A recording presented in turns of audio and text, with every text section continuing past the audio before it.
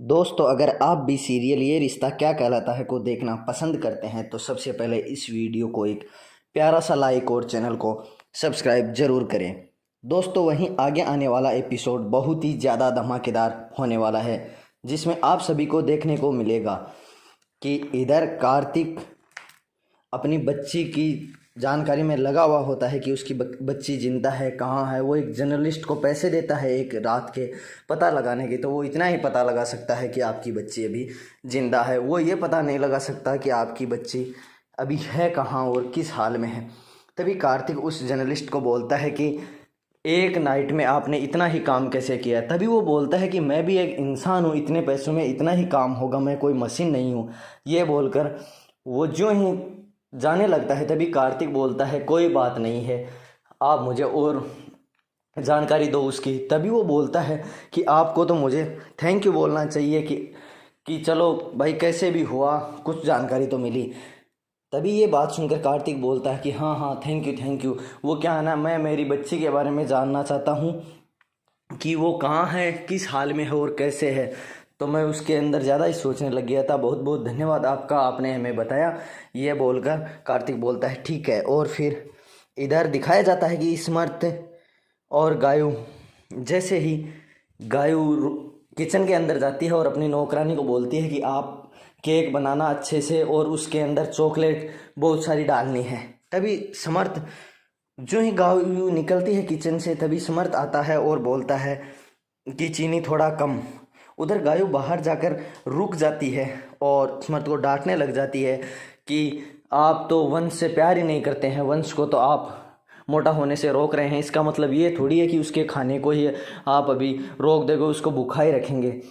लेकिन तभी समर्थ बोलता है कि नहीं गायू, ये तुम्हारी सोच है, वंश के दांतों में तकलीफ है, ने हमें नहीं बताया था, लेकिन वंश ने कायरव को बता दिया था कल शाम को, तब मैंने सुना था।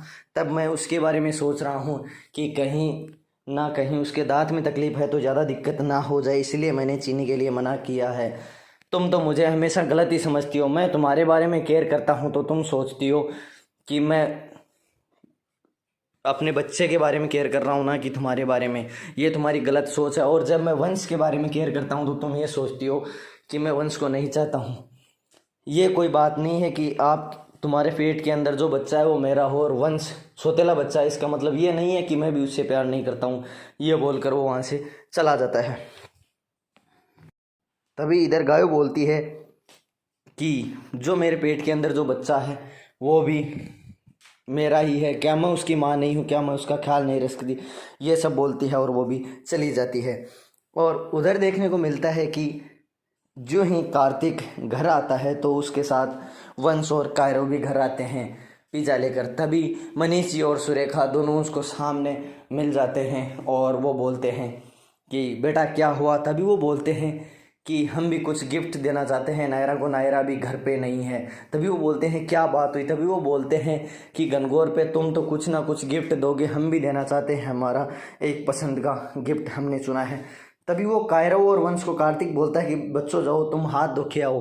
तभी वो चले जाते हैं और इधर मनीष जी बोलते हैं कि एक ब्रिटिश टाइम का मैंने एक फार्म हाउस देख रखा है, मैं उसे वो गिफ्ट देना चाहता हूँ। तभी कार्तिक बोलता है कि हाँ हाँ पापा, बहुत अच्छी बात है, नायरा को आपको ज़रूर पसंद आएगा।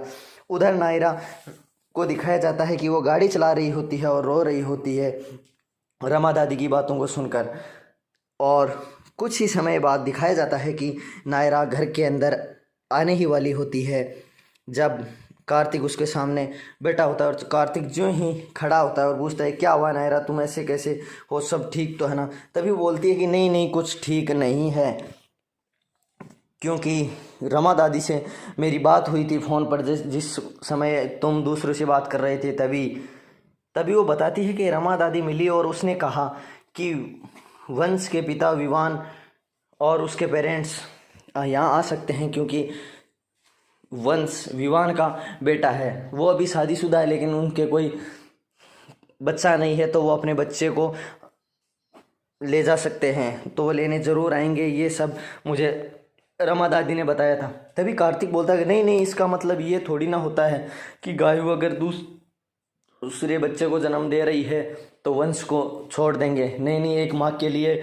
अपने बच्चे को छोड़ना बहुत ही मुश्किल होता है और छोड़ना भी नहीं चाहिए। तभी उधर नायरा बोलती है कि हाँ हाँ आपकी बात सही है, गाय दीदी की जान बसती है वंश के अंदर। तभी वो दोनों बात कर रहे होते हैं, तभी नायरा बोलती है कि ये सब गलत है, हमें गाय दीदी को बता देना चाहिए कि उसके विवान के परिवार वाले यहाँ आ सकते हैं। तभी देखने को मिलता है कि उधर समर्थ ऊपर खड़ा सुन रहा होता है उन दोनों की बातें। तभी नायरा बोलती है कि हमें किसी को बताना नहीं है। तो तभी कार्तिक बोलता है हाँ हाँ तुम्हारी सही बात है, हमारे घर में खुशियाँ आई है थोड़ी बहुत, तो हम उस सभी को है ना ये बताकर दुखी नहीं करना चाहते। तभी वो जो ही गाय दीदी को बताने के लिए, उससे बातचीत करने के लिए जो ही अंदर आते हैं, तभी समर्थ नीचे उतरता हुआ बोलता है कि सॉरी ऑफ कोर्स, मैंने तुम्हारी बात सुन ली है, तो मैं कोशिश करूँगा कि गायों को मैं खुश रख सकूँ, गायों को मैं समझाने की कोशिश करूँगा और सही वक्त आएगा तो मैं गायों को बता दूँगा।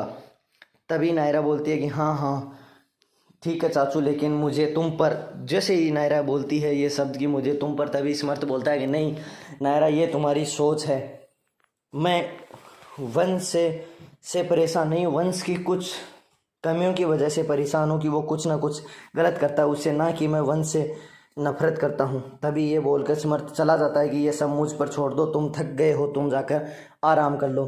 तभी कार्तिक और नायरा दोनों सोचते हैं कि हाँ बात तो सही है। तभी नायरा गंगा मैया के हाथ जोड़कर बोलती है कि हे गंगा मैया, कैसे भी करके गाय दीदी और वंश को अलग कभी मत करना, क्योंकि एक माँ के लिए अपने बच्चे से अलग होना बहुत ही ज़्यादा दुखदाई होता है। तभी उधर कार्तिक मन में सोचता है कि गंगा मैया तुम भी एक माँ को अपनी खोई हुई बच्ची से मिला देना जिसके साथ इतना बड़ा अन्याय हुआ है। वो अपनी बच्ची के बारे में बोलता है। तभी उधर दिखाया जाता है कि दादी को एक नौकर आता है और एक गिफ्ट ला कर देता है। दादी सोचती है कि ये गिफ्ट कौन दे सकता है। तभी वो नौकर को बोलती है कि क्या तुमने इसे देखा है? तो वो बोलता है कि हाँ। तभी वो दादी उसको खोलती है तो उसमें लिखा हुआ होता है कि हैप्पी बर्थडे, जो कि दादी का कि आज जन्मदिन होता है। तो दादी सोचती है ओहो, मैंने तो सोचा भी नहीं था कि आज मेरा जन्मदिन है, मैं तो इतनी बिजी थी कि मुझे ये भी नहीं पता कि मेरा जन्मदिन आज है, मैं तो भूल गई हूँ। तभी वो उसको निकाल कर देखती है कि बहुत अच्छा गिफ्ट है, बहुत सालों बाद मुझे गिफ्ट मिला है। वो बहुत ज़्यादा खुश होती है। तभी सोचती है कि मेरे घर वालों ले हैं, उनको अभी पता भी नहीं है कि मेरा आज जन्मदिन है। सभी परिवार वालों को कोसती है कि क्या हुआ, उन्होंने मुझे अभी तक विश भी नहीं किया, क्या उन्हें याद है या नहीं याद है। वो अगले दिन जन्मदिन होता है दादी का, लेकिन गिफ्ट एक दिन पहले ही आ जाता है। वो सोच रही होती है कि चलो मेरा पहला जन्मदिन ऐसा आएगा कि मैं कायरव के साथ मनाऊंगी। हाँ ये बात अलग है कि घर में दुखों का पहाड़ टूट पड़ा है, क्योंकि लव और कुछ दोनों जेल में हैं। तभी दादी बोलती है कोई बात नहीं, वो तो खैर है जो है, मैं कायरव के साथ अपना पहला जन्मदिन मनाऊंगी। ये सोचकर वो बहुत ज़्यादा खुश हो रही होती है। और इधर बाहर सभी एक साथ बैठे होते हैं और सोच रहे होते हैं कि क्या किया जाए, किस प्रकार प्लानिंग किया जाए।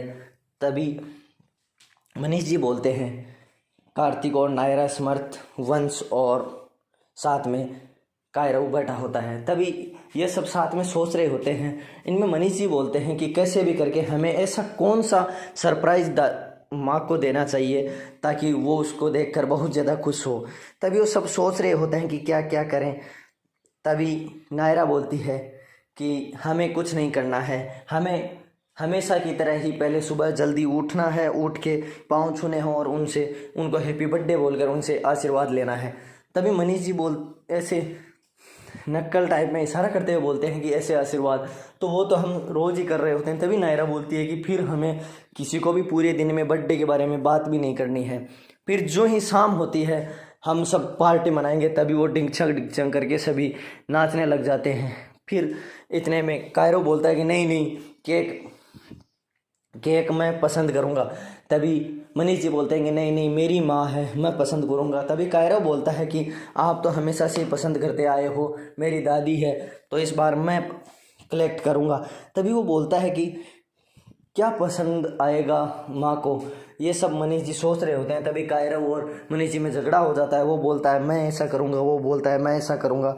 तभी नायरा और कार्तिक दोनों साथ में उसको डांटते हैं कि रुक जाओ, आप झगड़ा मत करो, आराम से सोचते हैं। तभी कायरो बोलता है कि मैं केक सेलेक्ट करूँगा। तभी वो बोलते हैं मनीष जी कि तुम्हें तो पता ही नहीं है कि क्या पसंद है या क्या नहीं। तभी वो बोलता है मैं कैसे भी करके पता लगा लूँगा दादी से। तभी मनीष जी बोलते हैं तो फिर सरप्राइज़ क्या रहा उनको पता चल जाएगा। फिर सभी सोच रहे होते हैं, पेन और कॉपी ले लेते हैं सभी, कोई फ़ोन निकाल लेता है, फ़ोन में लग जाता है कि चलो दादी को कैसे ले जाएंगे। तभी मनीष जी सोचते हैं ऐसे तो दादी को माँ को पता चल जाएगा कि उसको ले जाया जा रहा है, तो वो बर्थडे के बारे में सोचेंगे या कुछ ना कुछ तो गड़बड़ है, तभी साथ में ले जा रहे हैं। तभी वो बोलते हैं कि हम सभी घर वालों और रिश्तेदारों को सभी को फ़ोन कर देते हैं, उसके बाद में हम कैसे भी करके माँ को होटल ले जाएंगे और होटल में सभी को साथ में रखेंगे, सभी को बुला लेंगे, दादी को पता भी नहीं चलेगा और वो माँ होटल के अंदर चली जाएगी।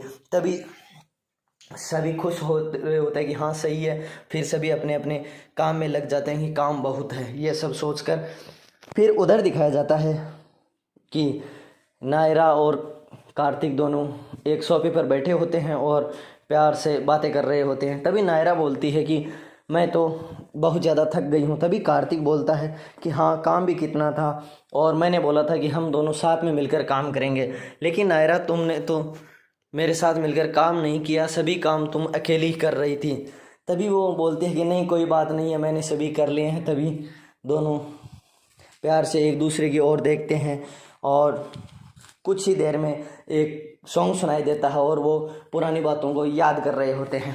तभी नायरा खड़ी होकर कार्तिक का सिर दबा रही होती है। फिर कार्तिक नायरा को जैसे ही चूमने वाला होता है, एक पीछे एक सॉन्ग चलता है और उनकी पुरानी यादों को बहुत ही बारीकी से दिखाया जाता है। तो आज के एपिसोड में दोस्तों बस इतना ही। आगे आने वाले एपिसोड में दिखाया जाएगा कि दादी को कैसे पता चलता है कि बर्थडे उसका है और कब है, कैसे है, और उधर क्या पता चल पाता है नायरा और कार्तिक की बेटी का कि वो कहाँ है और कैसे है।